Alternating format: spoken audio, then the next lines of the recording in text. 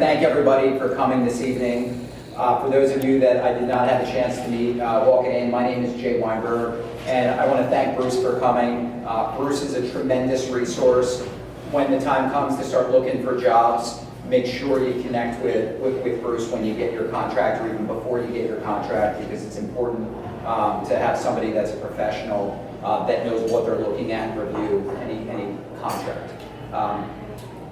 I'm what they call an independent financial planner, and for lack of better words, that simply means when it comes to insurance or investment type of stuff, I represent different companies. I have no ties or allegiance to any one specific company.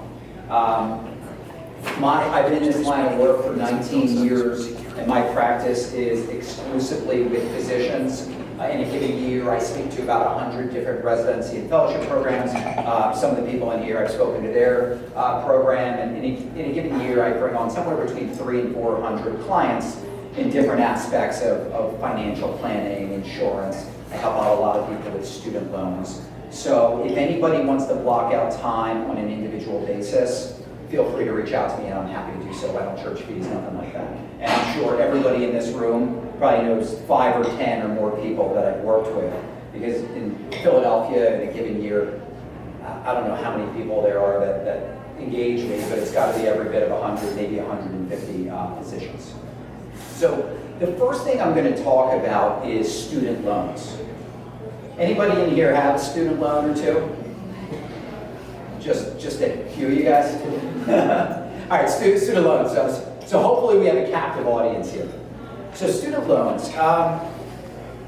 Student loans can be a very complicated topic because there's different types of loans. Depending on when you borrow, there's different interest rates on the loans. There's private loans, there's government loans, there's institutional loans. It can get pretty complicated. But I'm going to keep it pretty 10,000-foot view for today's conversation. So the vast majority of you that have loans likely have government direct loans. That's going to be the med school portion. Anyone in here have them, the direct government loans? Okay, I'm going to give away t-shirts, so I want you guys to be like awake here. So majority of people that have loans are going to have the government direct stuff from med school. Anyone in here have any private loans? There's always a couple of people that have some private loans. A lot of times these private loans, you'll see like Discover, they were nice enough to lend you at 9 or 10 or 11% on some private loans. Sometimes I see them from some of the Caribbean schools or some of the private medical schools. You borrow whatever you can, and then the next stop when you can't borrow any more there is going to be these privates. So when it comes to the government stuff, what are your options? And what should you be doing? So it really depends upon, are you single or are you married? Do you have dependents? Are you working at a nonprofit institution or are you working at a private institution? Are you planning to work in the private sector or are you planning to go for public service loan forgiveness? There's several different factors that play into what you should, or more importantly, shouldn't be doing with student loans. So let's talk about the government repayment options. So the first option is going to be IBR, which stands for income-based repayments. Now, if I was speaking to this crew 5 years ago and I said, who's doing IBR? Virtually everybody's hand would have gone up 5 years ago for IBR. I can, without asking, I'm going to ask in a minute, I can probably say that there's only maybe 1 or 2 of you in here that are doing straight IBR right this minute in this room. What is IBR? IBR, it's going to be 15% of your discretionary income.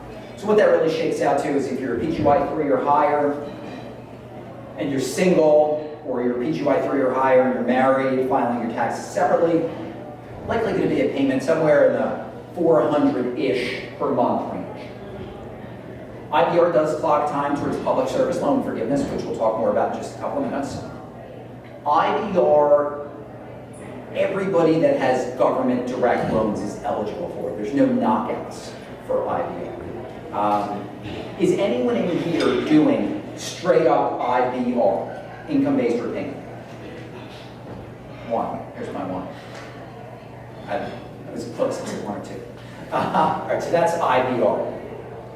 The next option is going to be PAYE. There's going to be a couple of people in here that are probably, maybe 2 or 3 or 4, that are doing PAYE.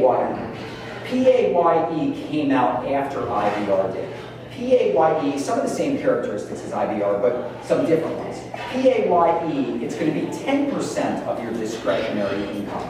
What that really shakes out to be, if you're PGY 3 or higher, whether you're single or married, filing your taxes separately, you're probably going to have a payment in the $250 to $300 per month range.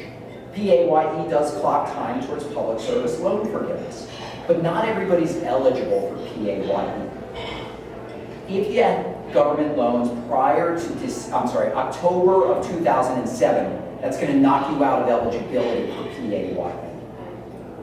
So it is what it is. I mean, but as we go forward here in time, there's not a lot of people that had loans prior to 2007. Maybe if you had some undergrad loans, that may be the case for people in this room. But you know, a few years ago, there's a higher chance that you had loans prior to that date than there is now. Anyone in here doing straight PAYE, not to be confused with repay? Who in here is doing PAYE? Okay, I was close enough. The next option, which is hopefully where the hands are going to come up. The next option is called repay. It stands for Revised Pay-As-You-Earn. Revised Pay-As-You-Earn came out about 3.5 years ago. In December of 2015, Repay came out. And Repay, if it makes sense, is going to be the best option, but I can't say it makes sense for everybody. So what are the specs on Repay? Repay is going to be 10% of your household income. So the others are going to be your discretionary income, which allows you, if you're married, to file your taxes separately. And a scenario where you would do that is if you're married to somebody that's making good money and doesn't have student loans. So with Repay, it's 10% of your household income.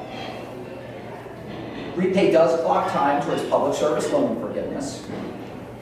If you have direct loans, you're eligible for Repay.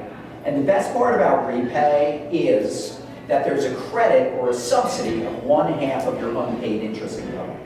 So the easiest way to convey this is to give you an example. Let's just say you got $200,000 of government direct loans at 6%. So that'll get you $12,000 a year of interest. Let's say your payment's $250 a month, just to keep the numbers right. So if you're paying $250 a month, that's $3,000 for the year. So if you're paying $3,000 and you have $12,000 of interest, that unpaid interest component is going to be $9,000. If you're on Repay, you're going to get a credit or a subsidy of 1/2 of that unpaid interest. So rather than having your loans grow by $9,000, the loans are going to grow by $4,500 next year because of that subsidy. Now, if you, depending on how long you're in training for, but if you can get 2, 3, 4, 5 good years out of Repay, heck, I mean, you can save yourself $20,000, $30,000, $40,000 on the back end when the time comes to pay these loans off.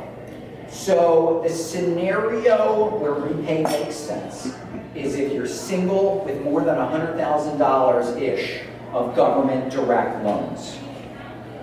That's where it's going to make sense. Or if you're married to somebody with comparable income and comparable loans, that's another place where Repay is going to make sense.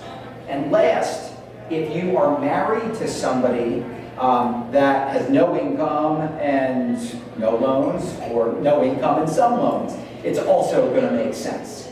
Where Repay does not make sense is if you're married to somebody that has really good income and no loans, or decent income and no loans, because you got to remember, it goes off of household income. So if you're married to somebody that makes good money and doesn't have loans, it's going to drive up your payment and it's going to squish whatever that subsidy would be. So who in here is doing Repay? Get them on. Repay. Okay. Who in here is not doing Repay and thinks they should be doing Repay? That's good.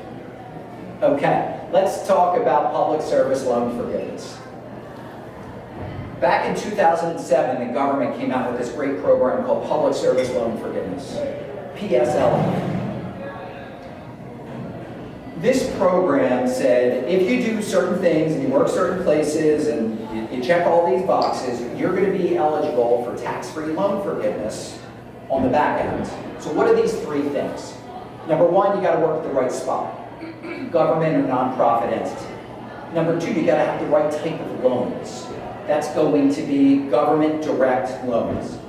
Number three, you got to make 120 qualifying payments, which do not have to be consecutive. A, B, and C, that's it. A little more complicated than that, but that's that. So, who in here has read some of the stuff in the press over the past year or two about this public service loan forgiveness? Anyone see that NPR article? Yeah, you saw that? Fake news. So, when they tell you that 99% of people were turned down for public service loan forgiveness, you got to read the fine print at the bottom where it says like 70% of the people didn't have the right type of loans, 50% of the people weren't working at the right place, and 30% of the people, heck, they couldn't even fill out the paperwork correctly. But at the bottom, it says there were X amount of people that did qualify. That's the best part. There were people that followed directions, and they got their loans forgiven. Now, what I can tell you is back in 2007, the government did not buy ad space on I-95 talking about this program called Public Service Loan Forgiveness. It was really hard to find out information several years ago. Now, as time went by, people started talking about it, more people started knowing it, and as this program matures, there's going to be more and more people that actually qualify. But the main thing is people have been successful with it, and as we mature here, there will be more and more and more people that do qualify. I'm going to give away a t-shirt now. So, if you are single, making resident fellow income, how much interest can you deduct on your student loans? Now, tax time is in a couple of weeks here, so you should know this.